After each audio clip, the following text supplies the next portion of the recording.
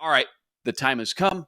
My favorite segment is here. I'm putting Sam on the hot seat, covering all the latest hot topics in Minnesota sports, called What Does It Mean? Sam, are you ready? As ready as I'll ever be. First up, what does it mean? Nikola Jokic just won his second MVP in back-to-back seasons. He also became the first player in NBA history, 2,000 points, 1,000 rebounds, and 500 assists in a season. Did all that without the help of Jamal Murray. He was gone for the entire season. Michael Porter Jr. only played 9 games. Despite that, Jokic still led the Nuggets to the 5th seed in the West. What does it mean when determining the more impressive feat for him? It was the back-to-back MVP seasons, or the fact that he single-handedly led this team to the 5th seed in an absolutely stacked Western Conference? Yeah, I think that it's the MVP. I mean, it's hard to win the MVP in the NBA.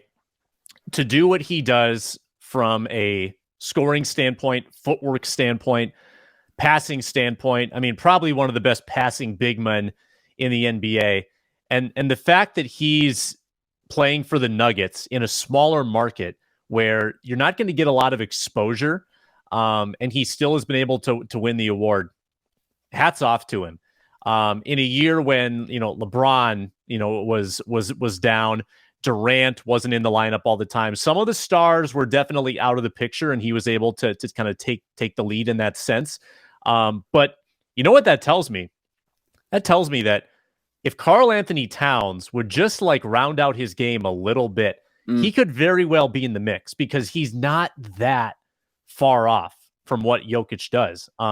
So I think that MVP, unbelievable. 2 MVPs, unbelievable. There's not that many guys not named Durant or LeBron that have won this award. So I'm very impressed.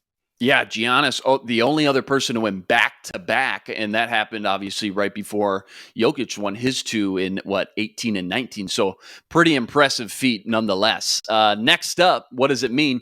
It's been announced just this morning the Vikings will be heading to Philly, playing the later game in a Week 2 Monday night doubleheader. What does it mean when trying to analyze the Vikings' schedule with now 2 primetime games in their first 4 weeks, when combined with that London game versus the Saints in Week 4? Yeah, it's going to be busy. Sounds like this one's in Philadelphia, so Monday night in Philly. That's going to be a tough environment. They've got A.J. Brown. They've got Devontae Smith. I still am not all that scared of Jalen Hurts. Maybe this is the year that he takes off, but I know that's a team that really knows how to run the football. We'll see that Vikings defense tested, that run defense tested in that game. But if the Week 2 is on the road and Week 4 is quote unquote on the road in London, that probably means the Vikings are starting the season at home, does it not? That just putting the pieces together probably means home in Week 1, road Week 2, home Week 3, and then road Week 4. That's my guess. Maybe they're going to front load them with back-to-back road games. Usually that doesn't happen. Although, did it happen last year? I can't remember. I can't remember at all. But I think we probably have a Week 1 season opener coming at US Bank Stadium. Couple tough games, though, the Saints and the Eagles early on in that season. And I think a lot of rumblings that opener Week 1 may be against the New York Giants. You mentioned probably not going to stack multiple road games in a row. That means probably, most likely, just kind of putting the pieces together, that coming back from that London game, technically a road game and obviously over the pond, that they should be back at home in Week 5 as well. So it'll be interesting. You mentioned it last week. They may just have their bye Week 5. A lot of teams get the bye after that big London game as well. So we'll see how it all shakes out. NFL releasing the schedule this week. Last one, what does it mean? I saved the best for last year, Sam, just for you. The most heavily bet Kentucky Derby ever was won by the biggest long shot in the field. 80-1. Rich Strike exploded past the competition during the final turn to shock the world, and arguably the biggest upset in Kentucky Derby history. What does it mean for the sport itself when such a long shot like this wins? I know you're a big Derby guy, big horses guy. You know a lot more about just the sport and the history than I do.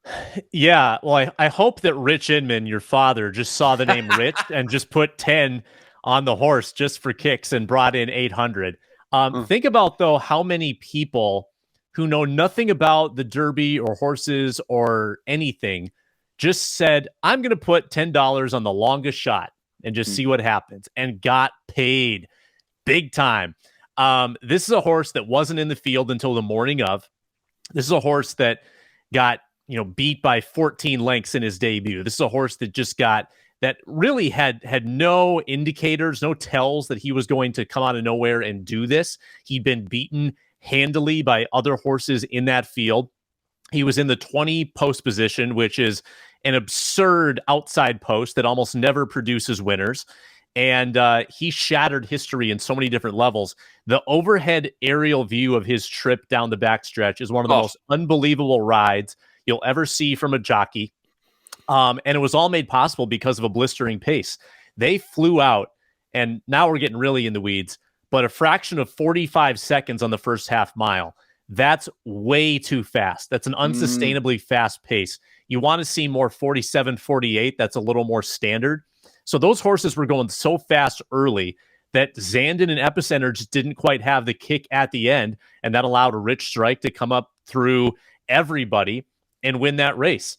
The payouts were absurd, but not that many people got paid. I think that Rich Strike was the obviously the least bet horse. Most, like, I heard at Canterbury locally, people are walking away with their heads down because, 1 in 80 people or 1 in 100 people had money on that horse, probably even less than that realistically.